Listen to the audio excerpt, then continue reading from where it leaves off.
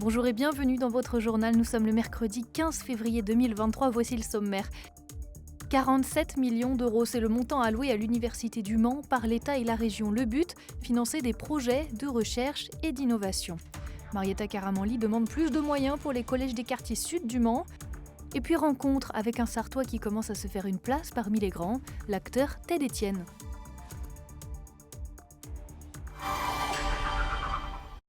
La société Isopaille installée à Chéréo est placée en liquidation judiciaire. Créée en 2008, l'entreprise était spécialisée dans la construction en paille, un procédé innovant et écologique qui avait trouvé peu à peu son modèle économique. Mais depuis la fin de l'année 2022, la trésorerie est à sec. La guerre en Ukraine et l'envolée du prix des matières premières ont tout fait basculer. Les 16 salariés ont été licenciés. Une vente aux enchères doit prochainement être organisée afin de liquider le matériel de l'entreprise. L'État, la métropole et la région unis pour signer une convention de financement à l'Université du Mans. 47 millions d'euros dédiés à la recherche et à l'innovation.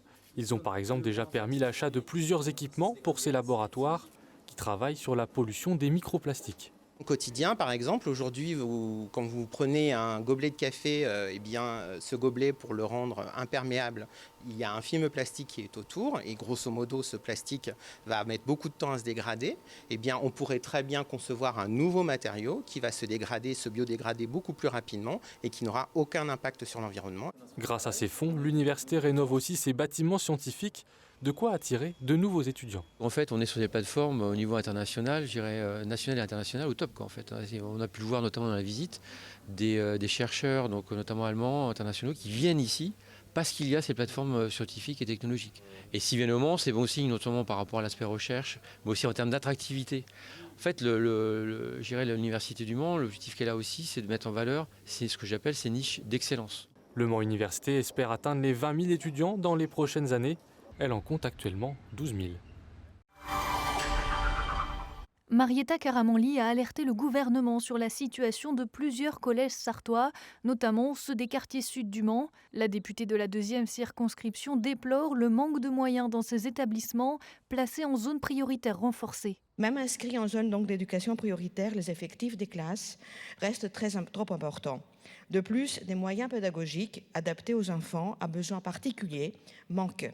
Pour le collège Costas-Gavras, les heures de français pour les élèves allophones sont inférieures à ce qu'ils devraient être et allouées avec retard. Les élèves venant des territoires non métropolitains, parlant mais n'écrivant pas le français, n'ont pas de soutien particulier. Les élèves ayant des difficultés scolaires ne pouvant pas être résolus par des actions d'aide sociale, scolaire et de soutien, ne peuvent bénéficier d'un dispositif de type SECPA à proximité où ils habitent. Et de façon générale, le suivi des enfants suppose un soutien pédagogique actif et spécialisé. En réponse, le gouvernement a annoncé que le ministère de l'Éducation nationale a lancé une réflexion sur la carte de l'éducation prioritaire et que les difficultés mises en avant par la députée sartoise doivent être examinées. Côté social, nouvelle journée de mobilisation contre la réforme des retraites ce jeudi 16 février, ce sera la 5e.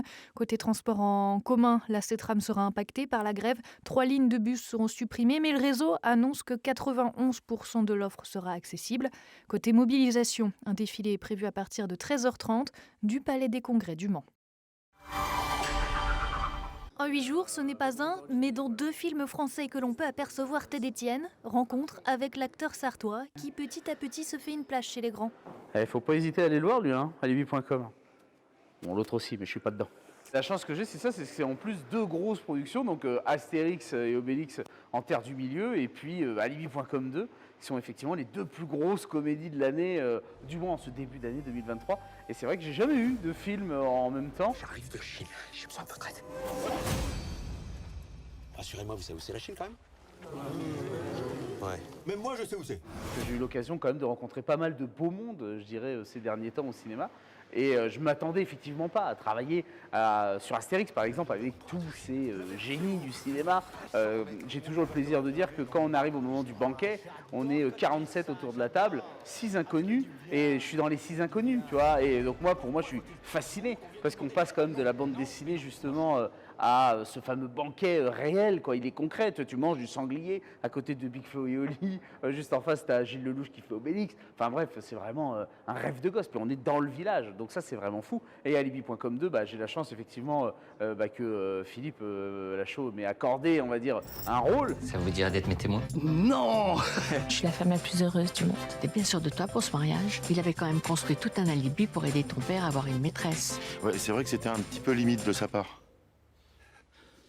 Ouais. Un rêve secret, c'est que si un jour ma carrière fonctionne bien, ce serait de faire Obélix plus tard. Moi, j'adorerais faire ce personnage parce que il y a très peu de personnages gros, on va dire, dans la mythologie, cinéma, bande dessinée. Et moi, je m'identifie sans doute un petit peu plus, surtout qu'en plus Obélix a une âme d'enfant, etc. Enfin, tu vois, il a quand même encore toujours ce côté un peu juvénile et enfantin que j'aime beaucoup, tout à côté de la force, tu vois. Et j'adorerais effectivement, si un jour je peux l'incarner. Ouais. Il sera prochainement à l'affiche d'un court-métrage de sensibilisation à la lutte contre la grossophobie. J'aime à dire, et j'espère que c'est un peu le cas, de représenter, on va dire, dans le monde du cinéma, les personnes un peu fortes. Parce qu'aujourd'hui, si je te demande là, de réfléchir très rapidement et de me citer ne serait-ce que 4 acteurs gros, on va mettre 3 plombes, tu vois, parce que malheureusement, on parle beaucoup justement de pluralité ethnique au niveau des sexes, au niveau des âges, mais très peu au niveau corporel. Et j'ai envie de dire qu'on existe, quoi. On est 10 millions de personnes en surpoids en France, sur 70 millions à peu près. À un moment donné, j'ai envie de dire, mettez-nous aussi à l'écran. Enfin, tu vois, et je remercie des Didier Bourdon ou des gens comme ça qui justement sont en bonne forme et sont à l'écran parce qu'ils nous représentent et je trouve ça plutôt bien, mais il en manque encore cruellement et donc j'espère remplir un petit peu cette case. Je vous fais des bisous les copains, à très vite, salut.